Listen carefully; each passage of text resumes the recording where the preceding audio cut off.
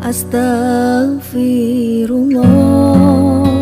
Assalamualaikum warahmatullahi wabarakatuh.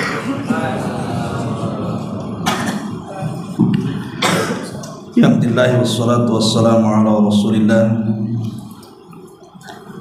wa ala alihi wa sahbihi wa mawalah wa la hawla wa la quwata illa billahi wa ba'du. Kita lanjutkan kajian kita, masih membahas tafsir dari surah Al-Mulk, dan kita masuk pada ayat kelima dan seterusnya. A'udzubillahi minasyaitonirrajim. Bismillahirrahmanirrahim. Walaqad zayyana as-samaa'a ad-dunya bimasabiha wa ja'alnaha rujuman lisyayatin wa a'tadna lahum adzabas sa'ir walilladzina kafaru bi rabbihim adzabu jahannam wa bi'sal masir. Dan sungguh telah kami hiasi langit dengan berbagai macam bintang, bahkan kami jadikan bintang-bintang itu sebagai alat-alat perlempar setan. Dan kami sediakan bagi mereka, orang-orang kafir itu, azab neraka yang menyala-nyala. Dan orang-orang yang ingkar kepada Rabbnya akan mendapatkan azab jahannam, dan itulah seburuk-buruk tempat kembali. Ma'asyiral muslimin rahimakumullah. Ayat kelima dari surah Al-Mulk dan juga ayat ke-6 menjelaskan kepada kita tentang orang-orang yang ingkar kepada Allah Subhanahu wa taala. Di sini Allah Subhanahu wa taala mengatakan walaqad zayyana as-samaa'a ad-dunya bimasabiha, dan sungguh telah kami hiasi langit yang dekat dengan bintang, langit yang dekat itu dengan bintang-bintang.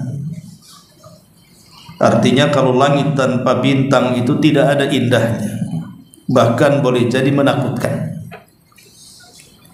Coba saja kalau lihat malam-malam ke langit, kemudian gelap segelap-gelapnya, tidak ada satupun bintang yang bercahaya, itu sudah was-was kita ini.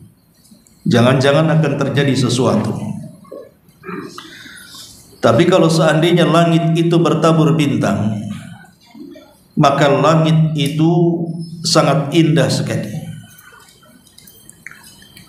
Sampai-sampai ada anak muda di zaman Khalifah Ja'far al-Mansur rahimahullahu ta'ala. Dia baru saja menikah dan dia sedang berbulan madu. Kemudian dua orang yang baru menikah dan sedang berbulan madu ini berjalan ke tengah padang pasir. Kemudian mereka berdua memandang langit nan indah karena bertabur bintang. Mulailah kemudian anak muda ini mengumandangkan syair-syairnya untuk istri tercintanya. Sayangnya ada bait syair yang kemudian terlontar dari lisannya yang menjadikan petaka besar dalam hidupnya. Dia mengatakan, illam takun kal qamari fa anti taliq. Kalau wajahmu tidak seperti bulan purnama, jatuhlah talak kepadamu.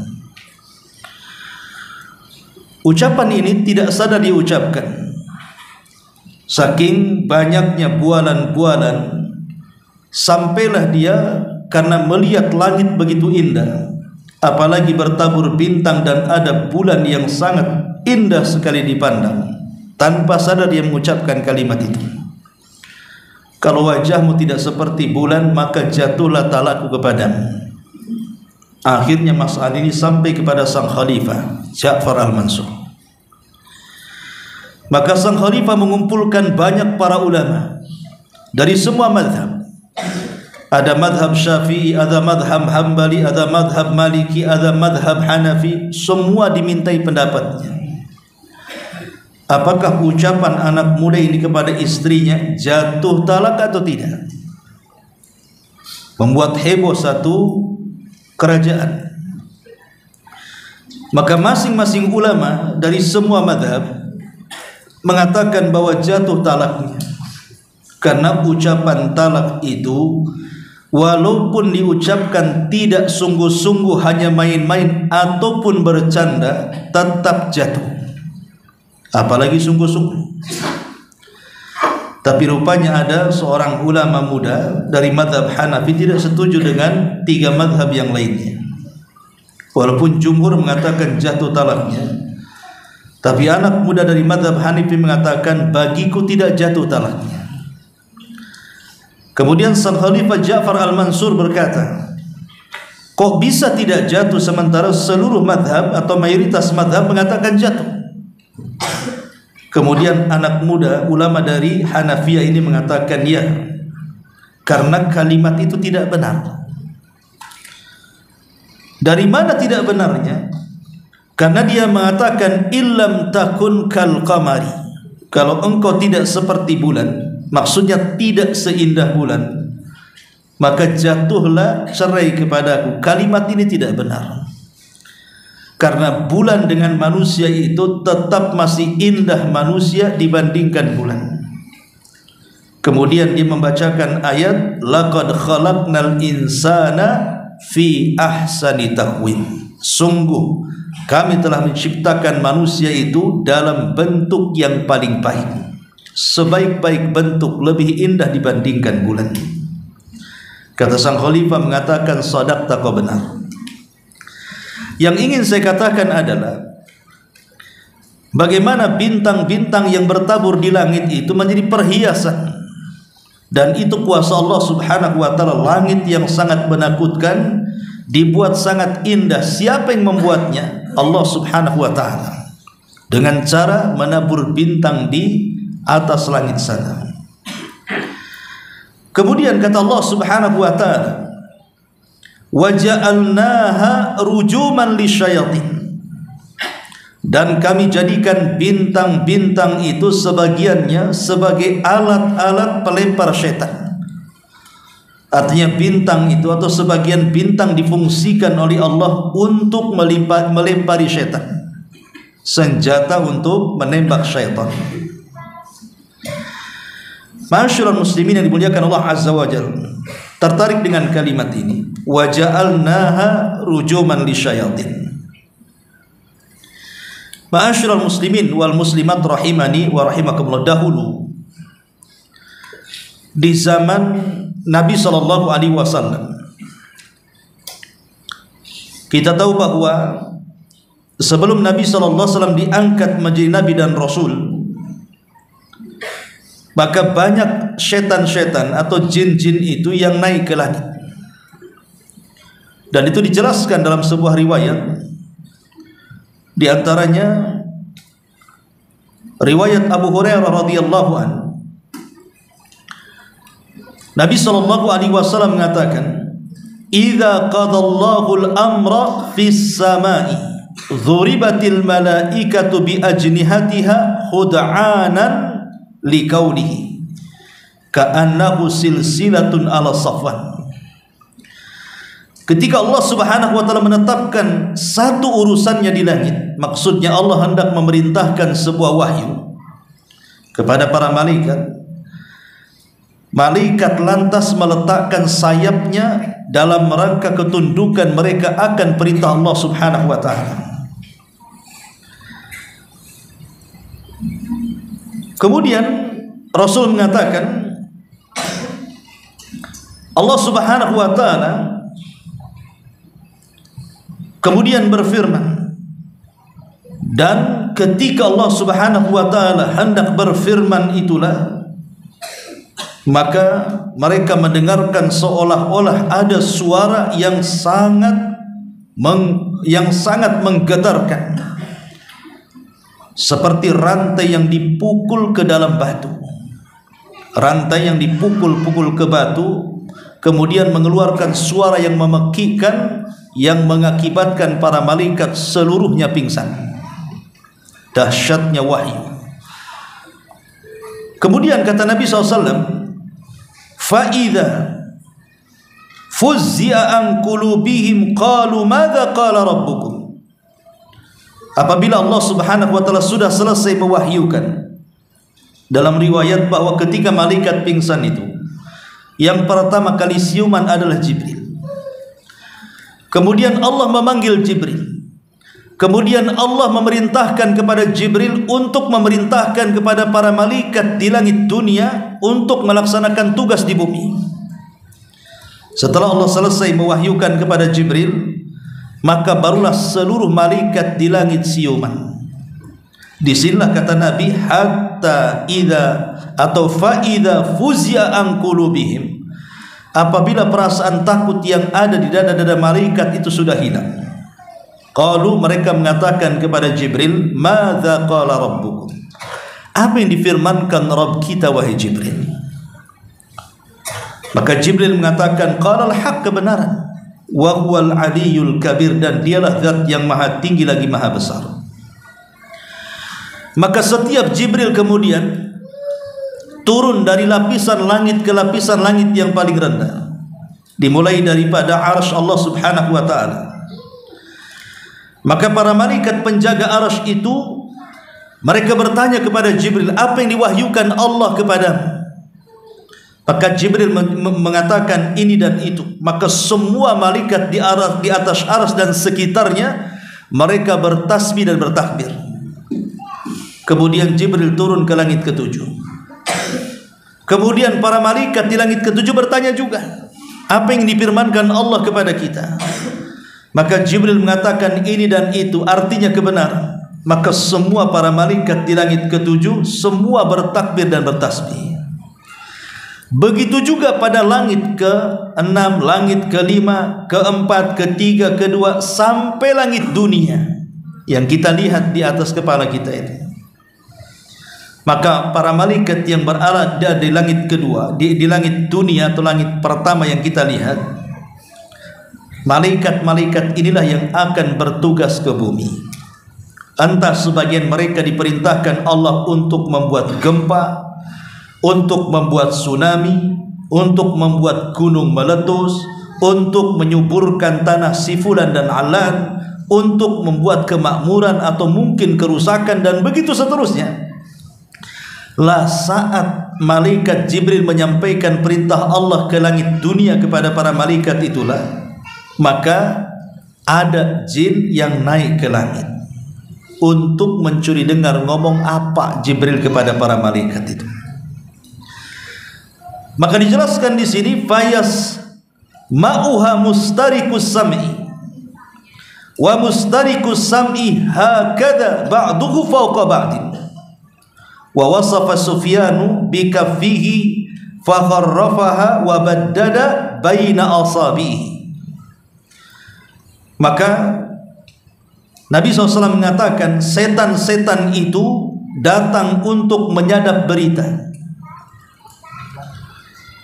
Kemudian para penyadap berita itu posisinya saling bertumpuk satu dengan yang lainnya, sampai Sufyan Ats-Tsauri menggambarkan dengan memiringkan telapak tangannya dan merenggangkan jari-jarinya seperti ini. Ya, jadi tumpuk-tumpuk. Antum tahu panjat pinang? Nah, seperti itu. Jadi Sufyan seperti ini. Jadi jin itu akan terus sampai ke atas seperti orang panjat pinang, makin tinggi makin jauh.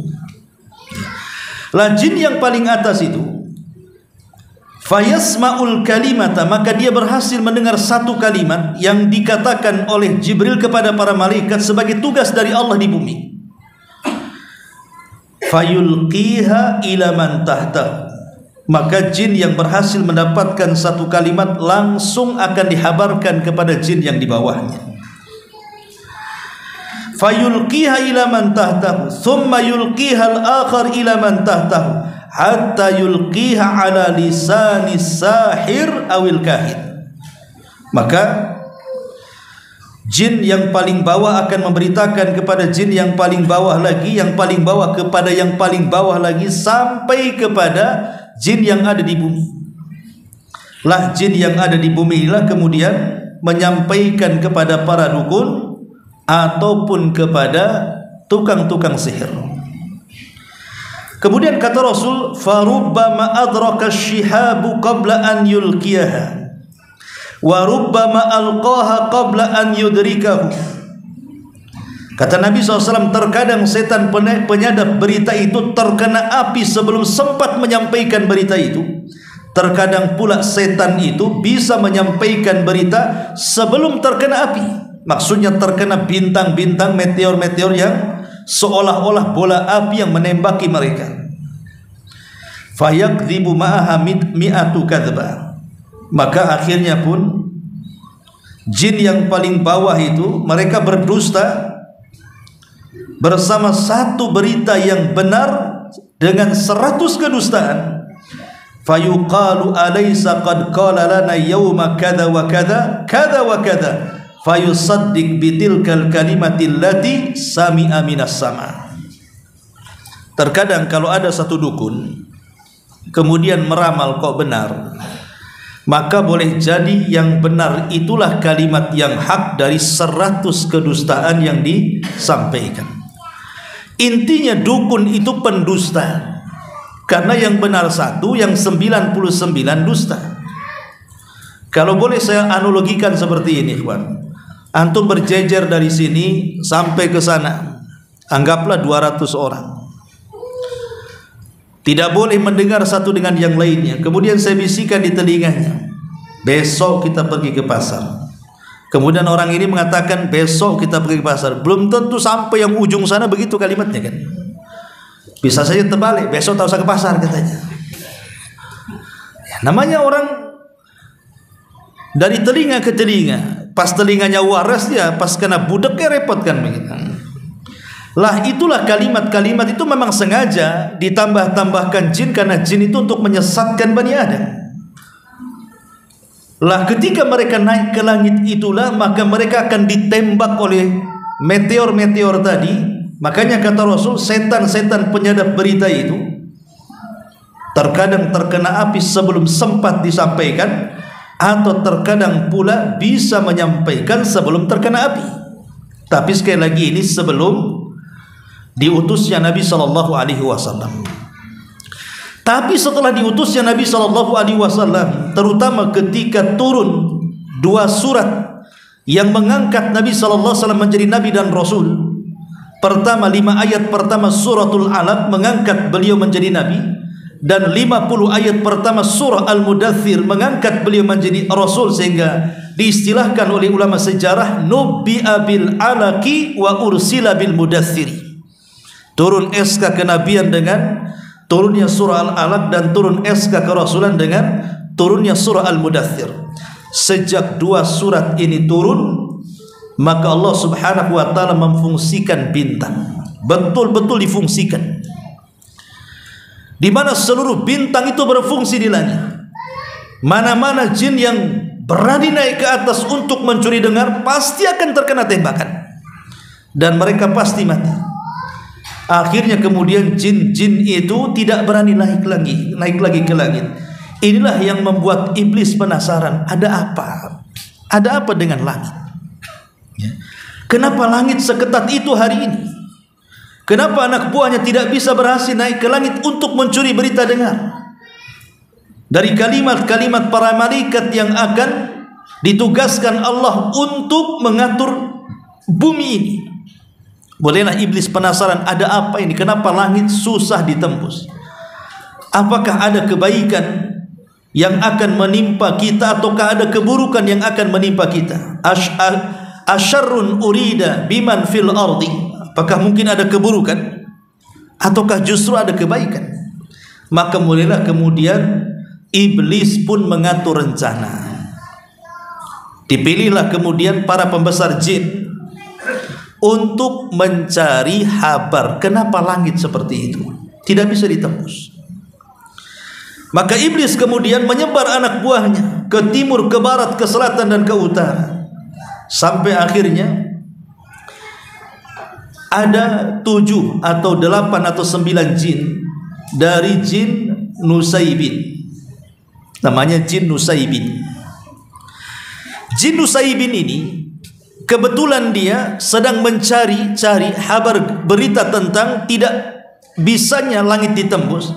Rupanya jin Nusaybin ini nyasar ke Nakhlah. Nakhlah itu kebun kurma. Lah kebetulan Nabi SAW dan para sahabatnya sedang beristirahat di Nakhlah. Ada yang mengatakan di Tihamah, wallahu a'lam. Lah kebetulan ketika itu Nabi SAW sedang melaksanakan sholat subuh. Maka jin Nusaybin ini tiba-tiba tertarik dengan bacaan Nabi SAW di sholat subuh itu. Akhirnya mereka pun beriman kepada Allah Subhanahu wa ta'ala. Siapa jin Nusaybin ini? Berapa jumlah? Dari mana asalnya? Ma'asyiral muslimin yang dimuliakan Allah Subhanahu wa ta'ala, ada yang mengatakan bahwa jin Nusaybin ini menurut para ulama jumlahnya berkisar antara 7 sampai 9 jin. Maksudnya yang berjumpa dengan Nabi SAW kemudian mendengarkan bacaan Quran. Al-Hafidh Ibnu Hajar Al-Asqalani, juga Al-Imam Mujahid, kemudian juga Al-Qurtubi dan ulama-ulama yang lainnya menyebutkan nama-namanya. Perhatikan nama-namanya, jangan sampai antum ada pula kemiripan namanya. Yang pertama namanya Massa, kemudian yang kedua namanya Hassa, kemudian yang ketiga namanya Sasir, kemudian yang keempat namanya Masir, kemudian yang kelima namanya Arud, kemudian yang keenam namanya Anian, dan yang terakhir namanya Ahqar. Massa, Hassa, Sasir, Masir, Arud, Anian dan Ahqar. Itulah 7 jin yang disebut dengan Nusaybin tadi. Ada yang mengatakan bahwa Nusaybin itu satu kabilah yang berada di negeri Syam. Ada yang mengatakan Nusaybin itu satu kabilah yang ada di negeri Irak. Bahkan Imam Ibnu Hajar Al-Asqalani mengatakan boleh jadi Nusaybin ini kabilah yang berada di tengah-tengah antara Syam dan Irak. Ada juga di Nainawa tempat Nabi Yunus. Tapi mayoritas para ulama menguatkan bahwa Nusaybin itu berasal dari negeri Yaman. Jadi jin-jin itu berasal dari kabilah Yaman namanya Nusaybin. 7 jin tadi itu, Massa, Hassa, Sasir, Masir, Arud, Anian dan Ahqar itu. Lah kebetulan 7 jin dari Nusaybin Yaman ini lewat di Nakhlah tadi, tempat Nabi SAW dan para sahabatnya sedang beristirahat. Tiba-tiba kemudian Nabi SAW ketika sholat subuh dia membaca ayat cukup panjang. Lah jin-jin Nusaybin itu datang ke kebun Nakhlah itu, tiba-tiba mendengar suara Nabi SAW sedang membaca surat Thaha. Apa yang terjadi? Subhanallah, sekali dengar mereka langsung beriman. Bahkan sebagian mereka sampai bersumpah dan mengatakan, wallahi ma hala bainakum wa baina khairi wa baina khabaris sama illa min amrin hadatsin. Demi Allah, boleh jadi apa yang menghalangi kita dengan kabar langit sehingga kita tidak bisa menembusnya, jangan-jangan masalah ini, masalah turunnya Al-Quran. Karena kenapa hikmahnya Allah Subhanahu wa ta'ala jaga langit sehingga memfungsikan bintang supaya melempar jin-jin dan setan yang hendak mencuri kabar langit itu, supaya jangan tercampur antara wahyu Allah dengan ucapan tukang-tukang ramal, ucapan-ucapan sihir.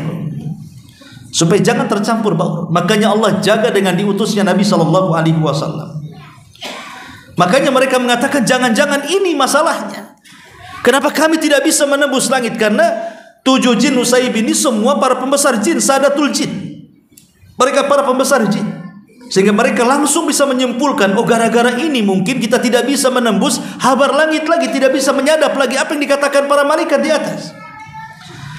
Akhirnya mereka pun ketika mendengar ayat yang dibacakan Nabi SAW, tersentuhlah hati mereka. Dan mereka pun beriman kepada Allah Subhanahu wa ta'ala. Subhanallah. Inilah 7 jin pertama yang menjadi sahabat Nabi SAW dari kalangan jin.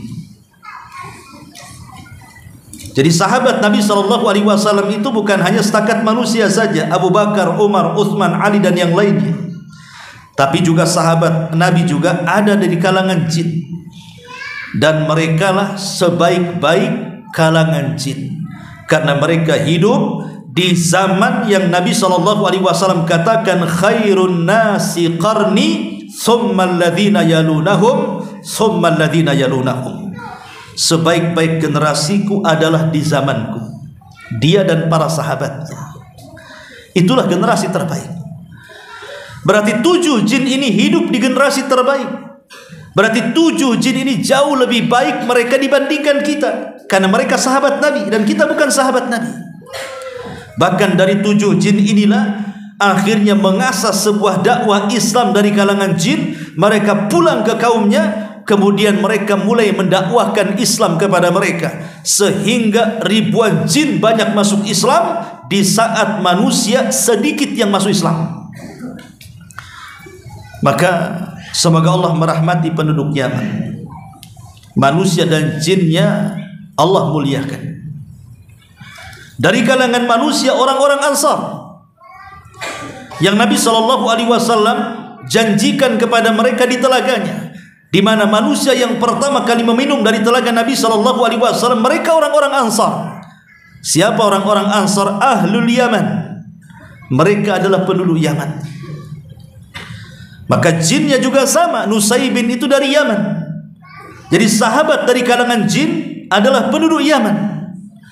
Makanya Yaman itu gudang daripada ilmu. Keluarlah banyak para sahabat, banyak para ulama, orang-orang saleh. Di sana ada Abdul Razak As-San'ani, di sana ada Al-Imam Asy-Syaukani dan ulama-ulama yang lainnya. Terlahir para ulama-ulama dunia.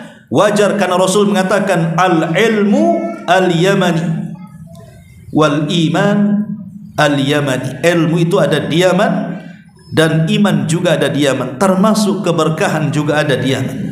Karena Rasulullah SAW mendoakan, Allahumma barik li yamanina, ya Allah berkahi Yaman kami. Ma'asyiral muslimin yang dimuliakan Allah Subhanahu wa ta'ala. Dan itu difirmankan di dalam Al-Quran bagaimana kelompok jin. Kan masalahnya Nabi SAW tidak melihat jin, ikhwan. Jin itu bisa melihat kita, tapi kita tidak bisa melihat mereka. Mereka bisa melihat kita. Hati-hati antum kalau mandi di kamar mandi itu, jangan sampai diintip jin, karena mereka melihat kita. Bagaimana caranya? Baca doa. Masuk kamar mandi baca Allahumma inni a'udzubika minal khubthi wal khaba'ith. Khubthi itu setan laki-laki, khaba'ith setan perempuan. Jadi kalau yang masuk laki-laki yang goda jin perempuan, yang masuk perempuan yang goda jin laki-laki, yang masuk LGBT yang ya banci kaling juga lah jinnya, ikut goda juga di situ. Jadi kalau kita baca basmalah, baca ta'awudz, insyaallah masuk kamar mandi, mereka tidak bisa menonton kita. Makanya ada satu karya baik tentang alamul jin yang dikarang oleh Syekh Abdullah Imam. Dia mengatakan salah satu penyebab kenapa jin itu jatuh cinta kepada manusia. Jangan salah, jin itu bisa jatuh cinta kepada kita. Itu karena sehari-hari dia melihat tontonan orang yang membuka aurat di hadapannya. Jadi kalau kita hari-hari membuka aurat dan jin melihat secara live, tidak secara ulang, nonton langsung. Coba bayangkan, karena tidak berdoa ketika masuk kamar mandi atau tidak berdoa ketika berhubungan suami istri, maka lama-lama jin akan jatuh cinta kepada antum. Ini kalau sudah jatuh cinta itu namanya jinnul asyik namanya. Ada jin itu namanya asyik.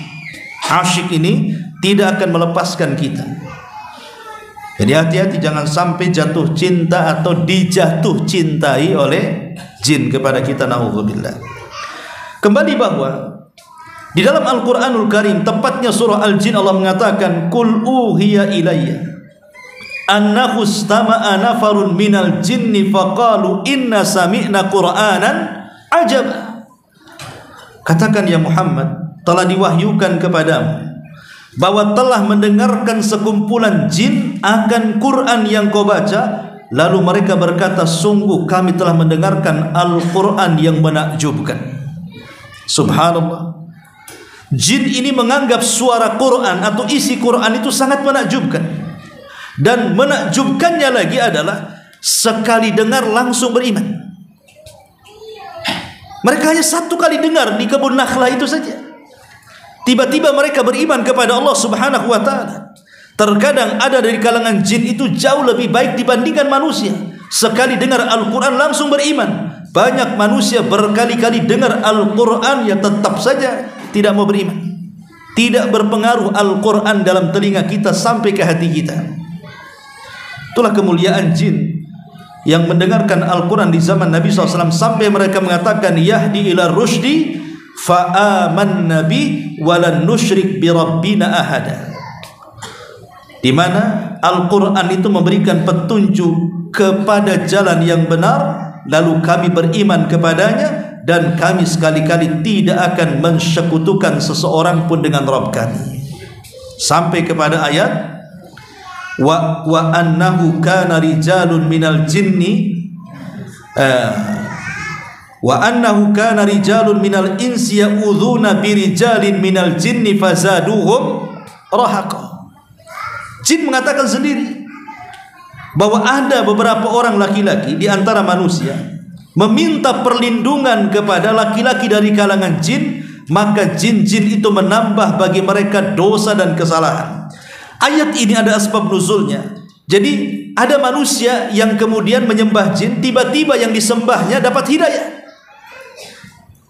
Jadi ada jin awalnya minta disembah manusia, kemudian setelah disembah manusia jinnya hijrah, jinnya masuk sunnah. Akhirnya kemudian yang manusia yang masih menyembahnya tidak tahu kalau jinnya itu sudah dapat hidayah, dia masih menyembah dia.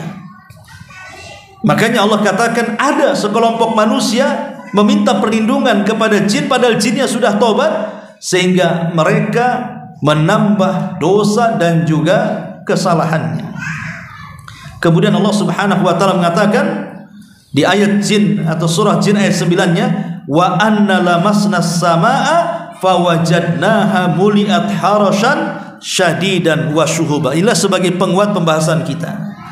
Dan sesungguhnya kami telah mencoba mengetahui rahasia langit, maka kami mendapatinya penuh dengan penjagaan yang kuat dan panah-panah api yang menghantam kami.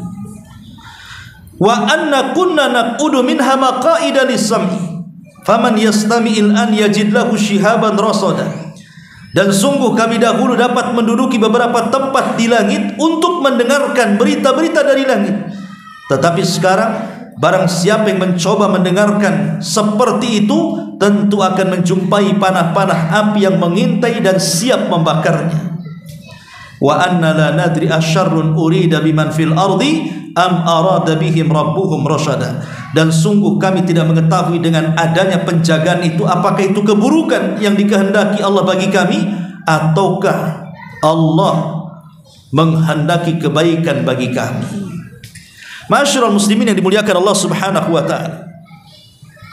Jadi dengan peristiwa ini di zaman Nabi SAW, maka tidak ada satupun jin yang berani lagi ke langit.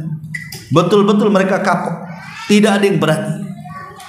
Karena ketika itu memang langit dijaga betul-betul oleh Allah supaya jangan tercampur antara wahyu syaitan dan wahyu Allah Subhanahu wa ta'ala. Maka sejak itulah mulai dunia jin mereka kesulitan untuk bekerja sama dengan dunia paranormal. Apalagi setelah kemudian bintang-bintang difungsikan dan Nabi SAW diutus, maka mereka pun sudah tidak bisa lagi meminta kepada manusia untuk menyembahnya. Disitulah setan-setan di zaman Rasul mulai putus asa. Jadi setan-setan di zaman Rasul putus asa.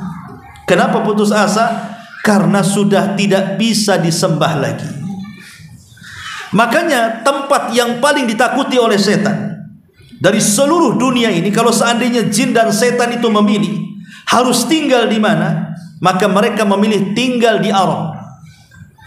Kenapa? Karena daerah-daerah lain selain Arab bagi mereka mudah untuk menggoda orang-orang yang ada di situ menyembah mereka.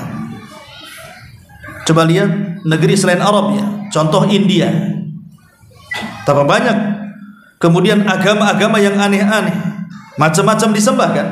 Ada yang menyembah sapi, ada yang menyembah gajah, ada yang menyembah ular sendok, macam-macam disembah tuh.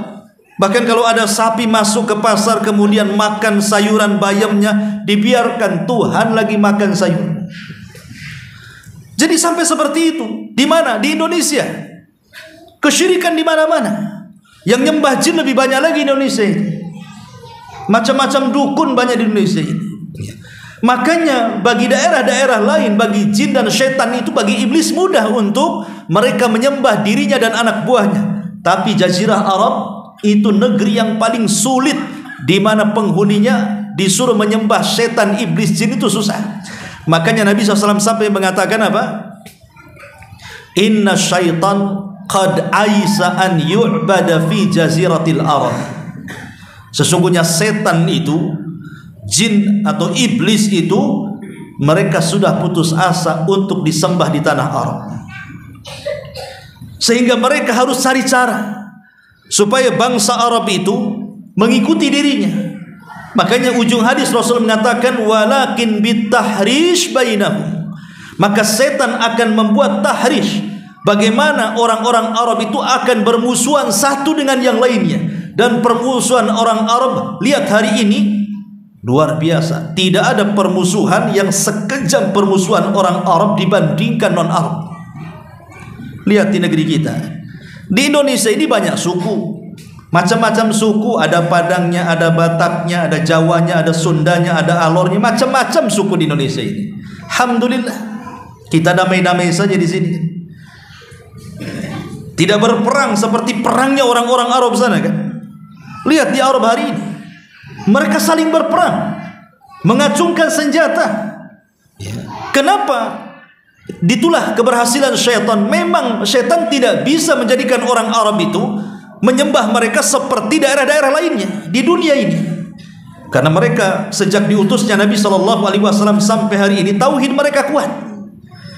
Tapi ketika mereka melihat ada celah kelemahan orang Arab dengan cara apa? Tahrish, dibuatnya perpecahan. Makanya kalau seandainya terjadi perpecahan, maka perpecahan itu ibadatus syaitan. Itulah ibadah kita kepada syaitan dengan memunculkan perpecahan. Akhirnya apa? Satu dengan yang lain musuhan kan, gara-gara perpecahan itu. Satu yayasan akhirnya musuhan, satu masjid musuhan, satu organisasi musuhan, satu partai musuhan. Ya, disitulah kemudian kelemahannya. Kita ini mudah dihasut oleh syaitan. Ma'asyiral muslimin yang dimuliakan Allah Azza wa Jalla. Lah, ketika kemudian balik kepada jin-jin di zaman Nabi SAW, setelah mereka dapat hidayah, apa yang terjadi? Maka Allah Subhanahu wa taala firmankan dalam surah Al-Ahqaf 29, wa id sarafna ilaika nafara minal jinni yastami'unal Qur'an falamma hadaruhu qalu ansitu falamma qudiya wallaw ila qaumihim munzirin. Dan ingatlah ketika kami hadapkan segerombolan jin kepada wahai Muhammad yang mendengarkan Al-Quran.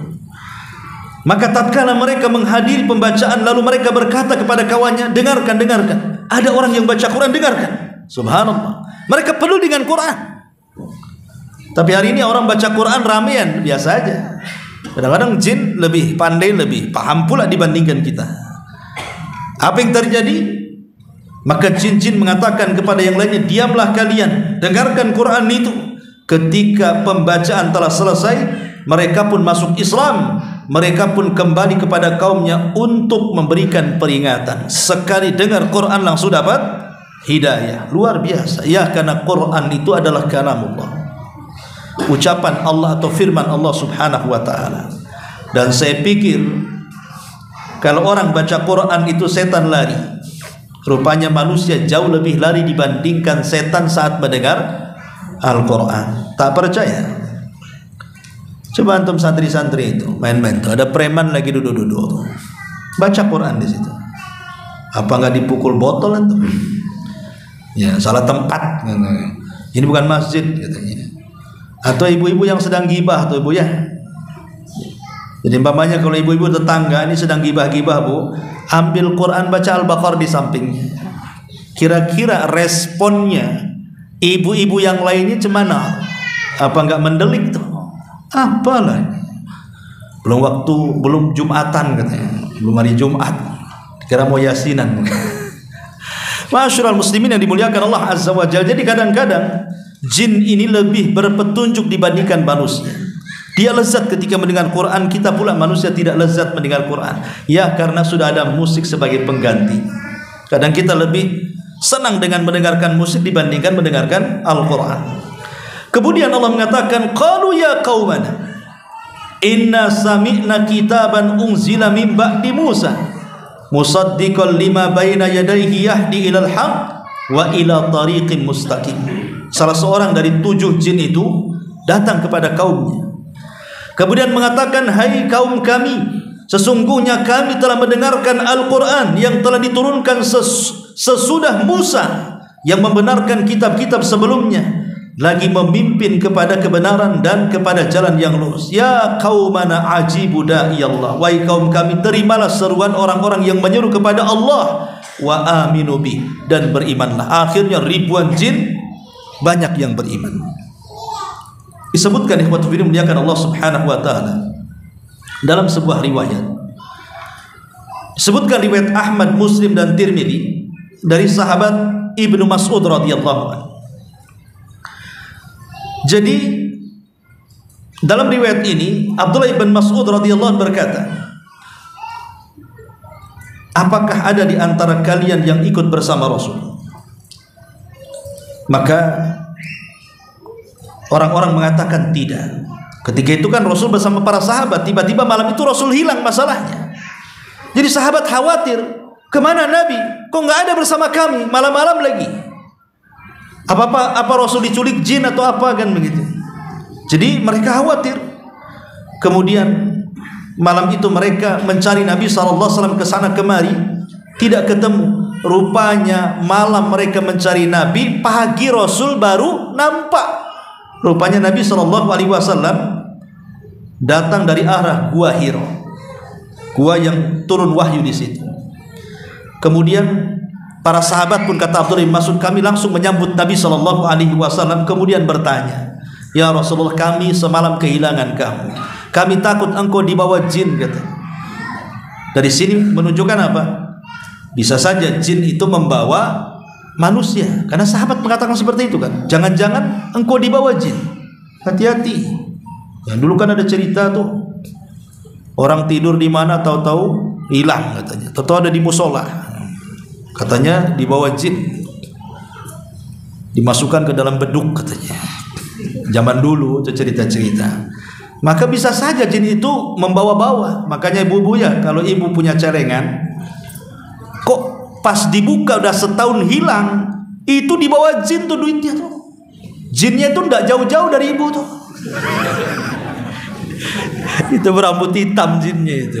Oke lah kalau nggak ngaku satu rumah ya mungkin jin betul. Jin kan bisa bawa, bisa saja nih membawa apapun jin itu. Jangankan kita yang dibawa, istana Ratu Balqis loh bisa tuh dipindah.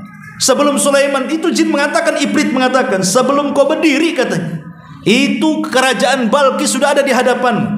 Bayangkan kalau satu istana bisa dibawa, apalagi antum pula. Makanya anak-anak santri ini Ya, kalau tidur wudu nanti dibawa jin pula. Jadi jawaban Nabi SAW ketika ditanya dari mana semalam, maka Rasul mengatakan atani da'il jin fadhahabtu ma'ahu faqara'tu alaihimul Qur'an. Ada seseorang dari kalangan jin, tentu malaikat Jibril yang beritahu, ya, yang mendatangiku, aku pun pergi bersamanya dan aku membacakan Quran kepada mereka. Ibnu Mas'ud melanjutkan ceritanya. Kemudian Nabi SAW pergi bersama kami. Kami pun melihat bekas mereka dan bekas api mereka. Dan mereka meminta bekal hidup. Lalu Nabi SAW bersabda, lakum likulli admin dzukira smullahi alaihi yaqau fi aidikum wafar ma yakunu lahman wa kullu ba'ratin alfun lidabatikum. Kata Nabi SAW ketika mereka meminta bekal kepada Rasul kalangan jin itu, maka Rasul mengatakan pada setiap tulang hewan yang disembelih secara syar'i akan berisi penuh daging di tangan kalian, dan setiap kotoran hewan ternak menjadi makanan binatang-binatang kalian wahai kalangan jin. Artinya begini, jadi kalau kita ini habis makan sop tulang umpamanya, antum makan sop tulang, kemudian antum baca basmalah ketika membuang tulang itu, membuang tulang ke tong sampah, antum baca basmalah, bismillah, ya, maka daging-daging yang sudah antum makan itu akan kembali kepada tulang itu, kemudian akan dimakan oleh saudara kita dari jin, dan itu bentuk sedekah kita kepada jin. Ketika membuang tulang-tulang yang kita makan, jangan lupa baca basmalah, ya. Ustadz, saya sudah coba baca basmalah, tak nampak daging-dagingnya, tetap aja tulang katanya. Kalau nampak itu ambil lagi. Maksudnya ya ini kan, maksudnya tulang dari kalangan jin-jin yang tahu, ya kan, sudah antum makan, masa antum mau ambil lagi? Makanya kemudian dibuat tidak nampak, jin lah yang tampak. Tapi subhanallah, ada manusia paling bakhil, bakhil-bakhilnya manusia. Kadang-kadang tulang pun tidak dikasih sama jin, dipresto sama dia. Dimakan pula tulangnya, nggak dikasih jin-jin itu, ya. Jadi kalau buang tulang ayam, tulang ikan, tulang apa saja, ya, maka baca basmalah biar dimakan oleh saudara kita. Adapun kata Nabi SAW, kotoran hewan kita itu dimakan oleh binatang-binatang dari kalangan jin, karena jin pun ada binatangnya, ada kuda, ada macam-macam di kalangan jin, sama dengan kehidupan manusia. Lah kemudian Nabi SAW mengatakan, fala tastanju bihima fa innahuma ta'amu ikhwanikum. Janganlah kalian melakukan istinja dengan tulang dan kotoran, karena itu makanan saudara kalian dari kalangan jin. Sudah isya belum? Sudah isya. Baik, sampai di sini. Subhanallah bihamdika asyhadu an la ilaha illa anta